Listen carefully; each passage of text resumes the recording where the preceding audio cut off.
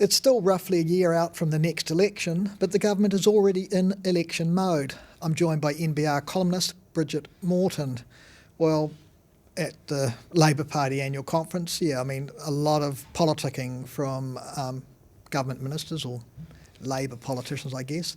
Shouldn't really be surprised that they were having a go at National, should we? No, I mean, the traditional rule is that you don't mention, the enemy, don't give them sort of airtime. But it was really clear that they think Luxon is the biggest weakness, I think, for the National Party. So they were trying to really raise that. And, after all, a conference is about, racking up your people, getting them excited, and having a go at National was the best way to get Labour supporters on board.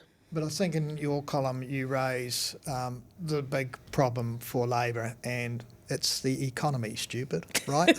It is, and this is the problem they've got, is whilst it's 12 months until the election, and, the Prime Minister really kind of emphasised that over the weekend in terms of her media, there really isn't actually that much time, particularly on the economy.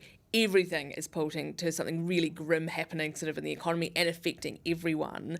And they've got very little tools left in the toolbox in the short time frame they have to do anything significant that people are going to feel makes a difference and that voters are going to feel makes a difference. Well, of course, they announced this thing on more childcare support as part of their cost of living response. But I'm just wondering, with all of that, though, they don't get a lot of credit because it's sort of... It would matter to some of the people who can get access to it, but it's kind of small fry stuff, isn't it?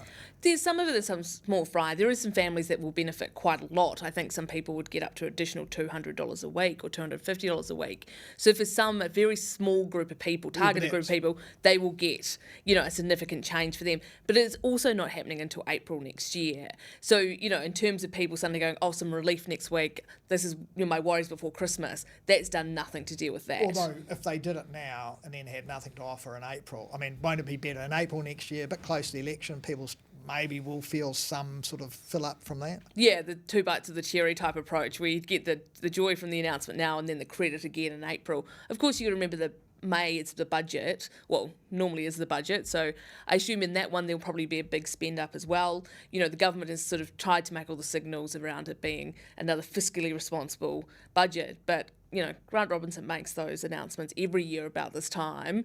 And then turns out he overspends or spends more than what he anticipated when he get to budget time.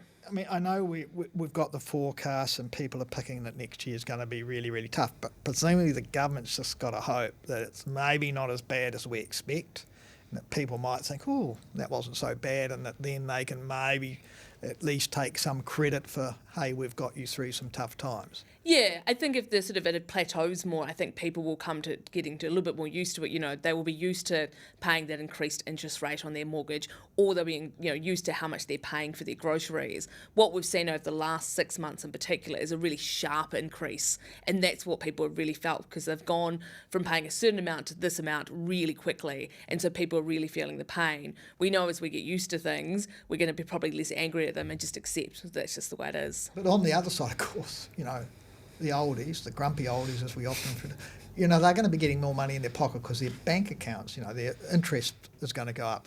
Whereas remember Don Brash used to say he got more letters of complaint when he lowered interest rates than when he raised them. So yeah, definitely. Those people that have been trying to live off their, their term deposits or whatever off the last couple of years are obviously going to appreciate this time much more.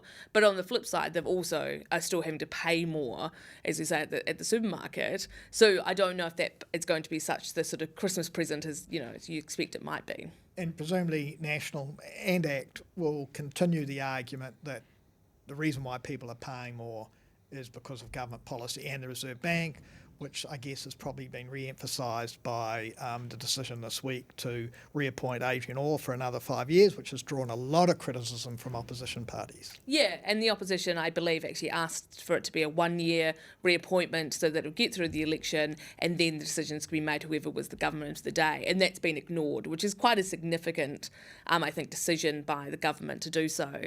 I think also, though, getting back to sort of the core underlining sort of argument of my column is basically, though, the government has had all this time to deliver things.